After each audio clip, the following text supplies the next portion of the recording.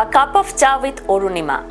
অরুণিমা আমাকে অনেক দিনই যোগাযোগ করেছে এবং আজকে সেই সুদিনটা এসেছে যে অরুণিমার সঙ্গে আমার দেখা এবং কথোপকথন। আমি সত্যি সত্যি ইমপ্রেসড, মানে আমি একদম আমি ভেতর থেকে বলছি যে অরুণিমার যে জার্নিটা সেটাও কিন্তু আমাকে ভীষণ টাচ করেছে। অরুণিমা হয়তো আমার সাকসেস স্টোরি জানতে চেয়েছে, কিন্তু অরুণিমার যে জার্নি সেটাও কিন্তু কোনো অংশে কম নয়।